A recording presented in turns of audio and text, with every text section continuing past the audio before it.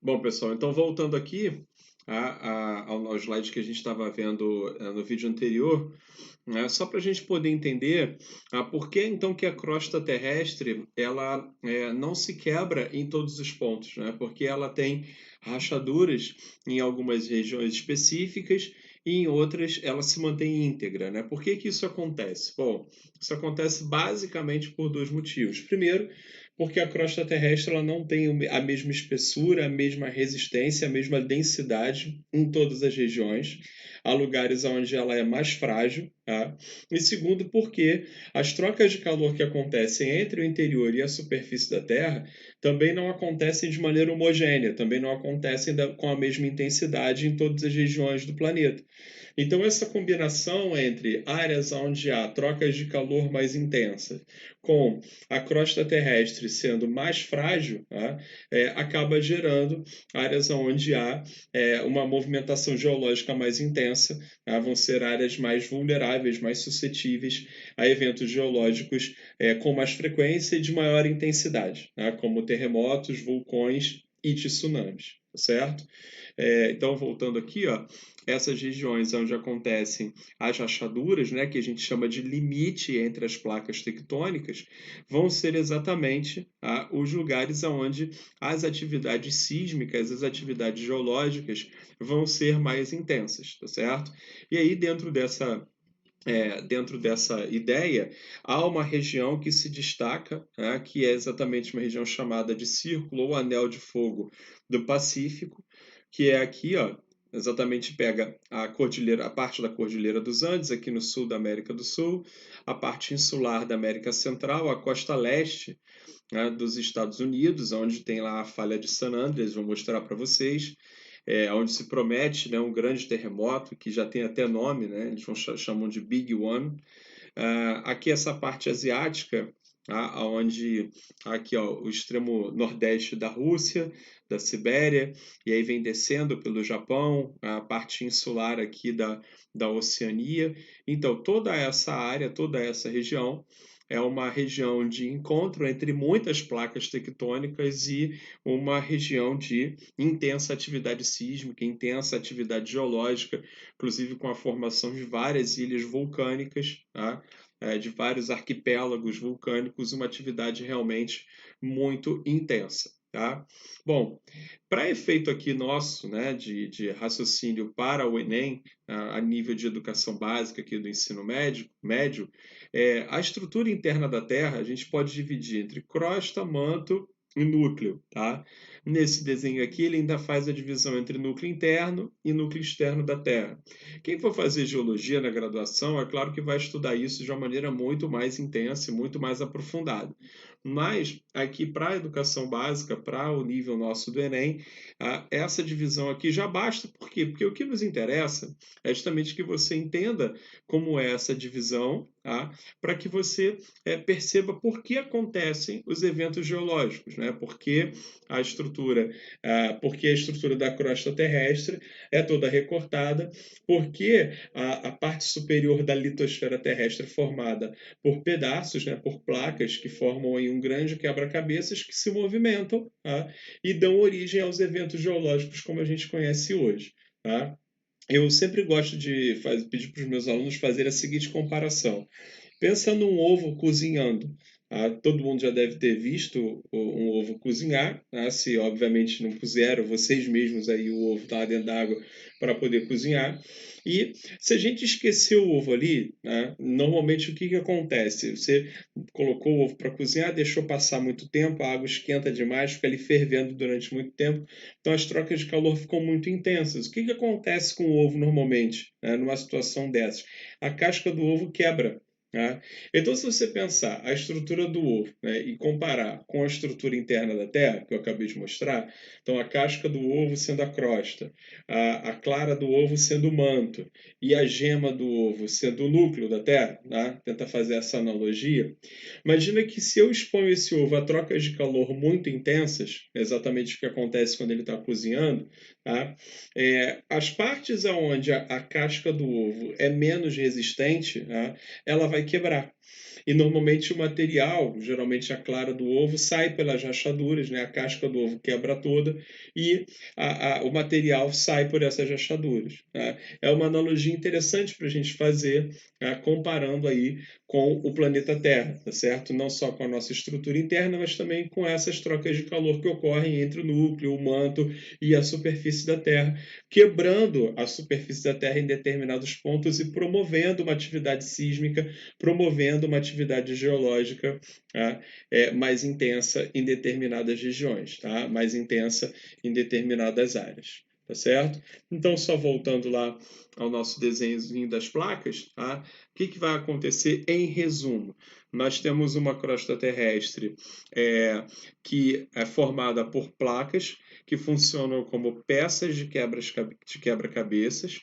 Elas se movimentam a partir de trocas de calor que ocorrem entre o interior e a superfície da Terra. As rachaduras dessas placas, dessas partes dos quebra-cabeças, que a gente chama de placas tectônicas, elas acontecem onde a crosta terrestre é menos densa, é menos resistente, e ao mesmo tempo é onde eu tenho trocas de calor mais intensas. Tudo bem?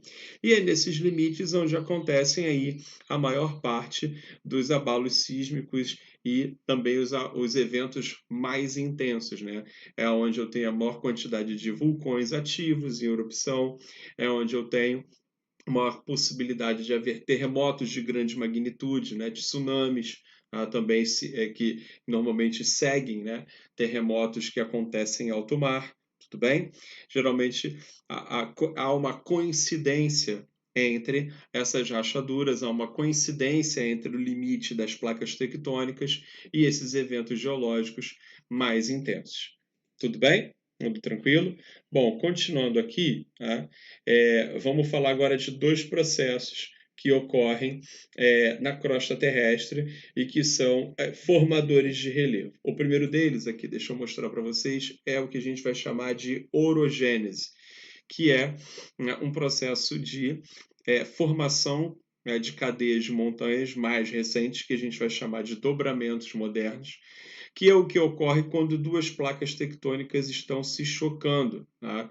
Então, há um limite entre essas placas, tá? Há um limite convergente, ou seja, as placas elas convergem, tá? Para a mesma direção, e isso faz com que o choque entre essas placas formem grandes cadeias de montanhas, como é a Cordilheira do Himalaia, onde está o Monte Everest, como é a Cordilheira dos Andes, onde está o Monte Aconcagua, aqui no Chile, nosso vizinho. Tá? Então, a orogênese, esse movimento horizontal das placas se chocando, uma indo em direção à outra, normalmente formam esses dobramentos modernos. Tá? São as províncias geológicas mais recentes que a gente tem no planeta. Além da orogênese, antes de mostrar o outro processo, algumas fotos aqui das cadeias de montanhas formadas a partir do choque das placas, formadas a partir da orogênese. Tá? Então, aqui, umas fotos da Cordilheira dos Andes, ok? Aqui é a cidade de Santiago, no Chile, né, que tem a Cordilheira dos Andes como pano de fundo, tá certo? Aqui algumas visões aéreas, né, da cordilheira, ok? Só para ilustrar mesmo que esse tipo de relevo, tá? Essa província geológica, na verdade, ela é um produto ali do que a gente vai chamar de orogênese, ela é um produto do choque entre as placas tectônicas. Tudo bem? Bom, essa ilustração aqui, ela mostra exatamente o choque entre a placa de Nazca e a placa sul-americana, uma indo no mesmo sentido da outra, formando aqui a Cordilheira dos Andes, tá certo? Então, essa é uma foto de satélite da Cordilheira dos Andes aí coberta de neve. Então, a placa Nazca e a placa sul-americana, o choque entre as duas, o movimento de orogênese entre as duas, forma aqui exatamente a Cordilheira dos Andes. Tudo bem? Bom, um outro processo, né, que acontece entre placas vai ser o que a gente chama de epirogênese, e que não vai formar as grandes cadeias de montanhas, as grandes a província geológica do dobramento moderno, tá? Porque as placas, ao invés de se chocar, elas vão se separar, ok? Mas a hipirogênese ela vai formar o que a gente vai chamar de dorsal oceânica. As placas não vão convergir na mesma direção, elas vão em direções opostas, tá?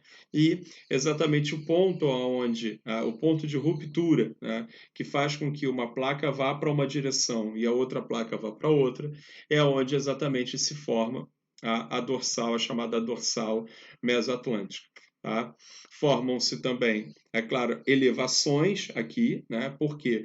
Porque o material magmático, oriundo das trocas de calor entre o interior e a superfície da Terra, chegam até aqui a parte superior da crosta terrestre, tá? Racham a crosta terrestre, e é claro que esse movimento vai formar uma elevação que vai ser responsável pela formação de montanhas também, porém é uma formação diferente da que eu acabei de mostrar para vocês, né? Não é uma formação oriunda de choque de placas, e sim de separação de placas. Então, por favor, a hipirogênese ela não forma os chamados dobramentos modernos, ela não forma as grandes cordilheiras. Né? Nesse caso aqui que eu estou mostrando para vocês, forma as dorsais mesoatlânticas, mas também formam, e aí aqui tem a imagem, né, dessa dorsal, olha só, é exatamente aqui, ó, onde as placas se separam. Nesse caso aqui, eu peguei o exemplo mais óbvio para a gente, que é a placa africana e a placa sul-americana, onde está o Brasil. Né? Então, eu peguei aqui o nosso exemplo, tá certo? E aqui no meio, exatamente o ponto onde as placas se separam, tá? Onde acontece o processo que a gente chama de epirogênese. Então, lembre-se que, no caso da orogênese, as placas elas convergem, tá? E formam o que a gente chama de dobramentos modernos, tá certo? No caso da hipirogênese, as placas se separam e formam a dorsal mesoatlântica, como eu mostrei para vocês aqui agora. Tá? Vamos dar mais uma paradinha.